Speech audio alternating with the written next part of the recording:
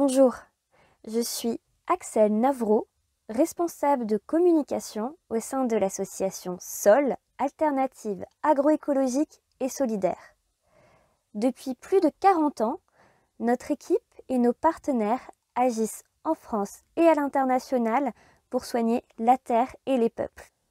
Pour ce deuxième épisode d'Écosystème, je vous emmène au Sénégal à la découverte du projet Valoriser les céréales locales. Et pour ce voyage, nous avons un guide exceptionnel, Audrey Boulot, la directrice des programmes et du développement de notre association. Ayant rejoint SOL dès 2014, Audrey a suivi de nombreux projets, tant en Inde qu'en France, au Pérou ou au Sénégal. En somme, c'est la meilleure personne pour vous raconter l'histoire de valoriser les céréales locales.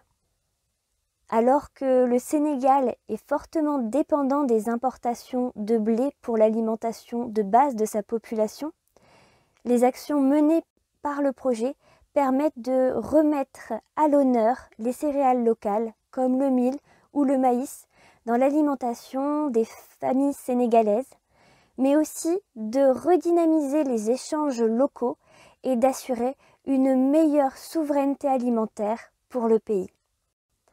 Bonne écoute. Bonjour, je suis Audrey Boulot, directrice des programmes et du développement pour SOL Alternative agroécologique et solidaire.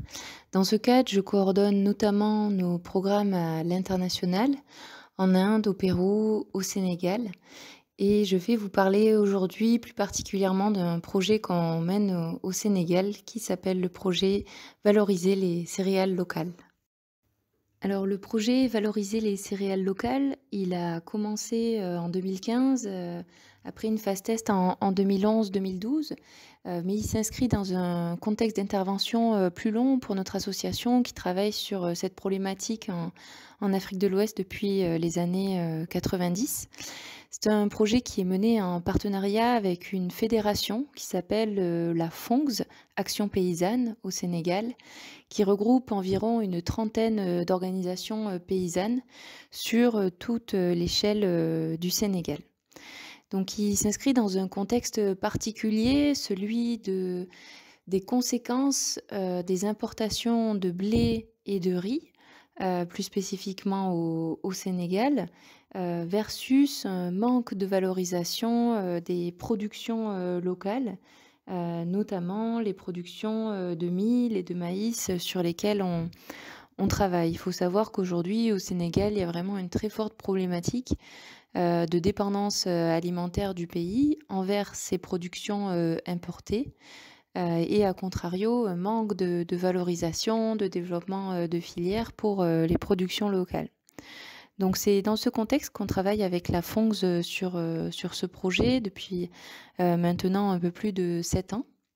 Donc le projet, il est assez complet. Il consiste à développer, pérenniser une filière des producteurs jusqu'aux consommateurs en travaillant avec chaque maillon de la chaîne. Donc on travaille ainsi avec des petits paysans qui sont producteurs de mil et de maïs, en les aidant à se former à l'agroécologie, à développer leur production de céréales. Celles-ci sont ensuite revendues à des prix qui sont négociés avec eux à des minoteries qui ont été développées dans le cadre du projet, qui sont gérées collectivement par plusieurs acteurs de leur filière, par des représentants en fait de chaque maillon de la chaîne. Et au sein de ces minoteries, ces céréales, en fait, elles sont transformées en farine qui est ensuite revendue à tout un tas d'acteurs. D'abord des femmes qui font de la transformation alimentaire, qui préparent des beignets, des gâteaux, etc. et qui vont incorporer ces céréales locales dans leur préparation. Mais également des boulangers qui préparent du pain à base de ces farines. Et ça peut être aussi des groupes de femmes ou d'autres acteurs intéressés par nos produits. Donc on travaille aussi avec à la fois les comités de gestion des minoteries pour les aider à se professionnaliser, à développer leurs compétences en gestion économique de l'activité de transformation, de gouvernance, etc. On travaille troisièmement avec, les boulangers, les femmes, qui font de la transformation, pour les aider à se former dans ces techniques d'incorporation, de céréales, locales. Et enfin, on les aide aussi à, commercialiser, leurs produits, via des campagnes, de sensibilisation, via des postes publicitaires sur les radios locales, via des visites, d'échanges et d'expériences entre eux aussi pour partager, leurs expériences et leurs bonnes pratiques. Et on travaille également, à l'échelle plus institutionnelle pour, essayer de faire bouger les lignes aussi au niveau, politique, au Sénégal et plus largement en Afrique de l'Ouest et en faisant le lien aussi avec les problématiques, d'exportation, de nos céréales en Europe qui viennent déstabiliser, les marchés, ouest-africains. Donc au niveau institutionnel, on développe avec nos partenaires au Sénégal, en Afrique de l'Ouest, un plaidoyer, ce qu'on appelle un lobby, citoyen, pour essayer de faire, bouger les lignes, et essayer de faire en sorte que les politiques publiques soutiennent beaucoup plus que ce qu'elles ne le font aujourd'hui, les productions, locales et les filières, du même type que celles qu'on a développées dans le cadre, du projet, pour arriver à faciliter le développement, de ce type, d'activités, d'initiatives et leur réplication, ailleurs au Sénégal et en Afrique de l'Ouest. Ce projet, il est mené aujourd'hui exclusivement en zone rurale, au sein de petits villages. On estime aujourd'hui que les produits, qui sont issus des préparations des boulangers, des femmes, sont consommés par plus de 42 000 consommateurs, consommatrices, au sein de 80 villages à travers, cette partie géographique qu'on appelle le bassin arachidier, au Sénégal, qui est dans la partie, centrale du pays. Dans le cadre de mes activités au sein de Sol, j'ai eu la chance, d'aller visiter le projet, plusieurs fois, depuis, 2017 et c'est vrai que c'est une chance de pouvoir voir, ces évolutions à travers, les années, au fur et à mesure que le projet, s'étend à de nouvelles zones avec de nouveaux acteurs, de nouvelles organisations paysannes locales qui le rejoignent. Et pour vous partager peut-être une anecdote, il faut savoir que ce projet étant en zone rurale, c'est vraiment très important pour les acteurs qui en font partie, cette dimension en fait intégrée de remettre de l'importance dans les productions locales et dans ces chaînes de valeur à l'échelle du village, dans le sens où c'est un exemple qui m'avait été donné par exemple par une femme qui fait de la transformation, de préparation de beignets dans un des villages du projet et qui m'expliquait que pour elle, au-delà de l'intérêt économique qu'avait l'incorporation de farine, de mil et de maïs dans son activité de transformation et de vente de produits, pour elle, ce qui l'a marqué le plus, c'était vraiment le fait que, en faisant ça, en achetant cette farine et